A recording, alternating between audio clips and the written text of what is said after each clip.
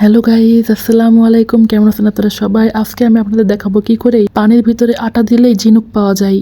শুনে অবাক লাগছে না? এর জন্য প্রথমেই দিয়ে দিবেন কড়াইতে পানি, তার ভিতরে দিয়ে দিবেন লবণ দিয়ে পানি দিয়ে ভালো করে গ্যাস অন করে যখন দেখবেন জাল হয়ে ফুটতে শুরু করেছে, তখন তার ভিতরে দিয়ে দেবেন সামান্য সয়াবিন তেল। সয়াবিন তেল দিয়ে একটু নেড়ে দিবেন।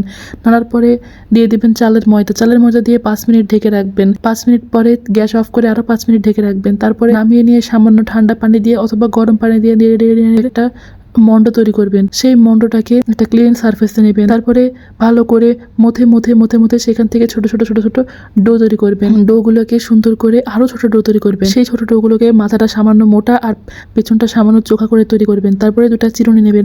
অবশ্যই খুশকিওয়ালা চিরুনি নেবেন না, ময়লাওয়ালা চিরুনি নেবেন না, পরিষ্কার নতুন চিরুনি নেবেন। তারপরে সেই চিরুনিগুলোকে ভালো করে তেল মাখায় নেবেন চিরুনিতে। তারপরে সেই চিরুনি দুটো দিয়ে মাঝখানে আটার ডোটা রেখে টান দিলে হয়ে যাবে সুন্দর নকশি পিঠা তৈরি করলে হবে না, খেতেও হবে, ভাজতেও হবে। এর জন্য প্রথমে এক ভাজা দেবেন। আপনারা যদি মনে করেন সংরক্ষণ করবেন তাহলে রেখে দিবেন কয়েকদিন, এভাবে ভেজে রেখে দিতে পারেন এক ভাজা দিয়ে।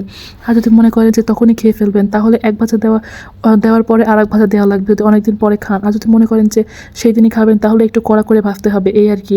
তারপরে গুড়ের শিরা তৈরি করবেন। এর জন্য গুড় দিবেন, পানি দিবেন। আগের দিনে তৈরি করা গুড়ের শিরা থাকলে দিয়ে দিতে পারেন একসাথে। তার ভিতরে দিবেন তেজপাতা আর মৌরি। তারপরে যখন দেখবেন এরকম এক তারের মতো হয়ে গেছে তখন বুঝবেন যে আপনার হয়ে গেছে। তো আমি পিঠাগুলোকে 1 সপ্তাহ পরে ভাজছি। এর জন্য আমি আরেক ভাজা দিতে হবে আমাকে। এটাকে ক্রিস্পি করার জন্য ভালো করে ভাজতে হবে আরেকবার। যখন ভালো করে ভাজা হয়ে যাবে, ব্রাউন হয়ে যাবে, তখন তেল থেকে উঠিয়ে ডাইরেক্ট গুড়ের শিরায় দিবেন। গুড়ের শিরায় 1 মিনিট বা 2 মিনিট যখন ভালো করে ডুবে যাবে, শিরা খেয়ে নেবে পিঠাগুলা, তখন সেগুলোকে একটা স্টিলের বা কাঁচের প্লেটে তুলে রাখবেন। যখন দেখবেন অবশিষ্ট গুড়গুলো ভালো করে সরে গেছে পিঠা থেকে, তখন আবার সেগুলোকে তুলে একটা সুন্দর এয়ারটাইট কন্টেনারে করে রেখে দিতে পারেন। অনেক দিন ভালো থাকবে। 2 থেকে 3 মাস এই পিঠাগুলো আপনি সংরক্ষণ করে রেখে দিতে পারেন।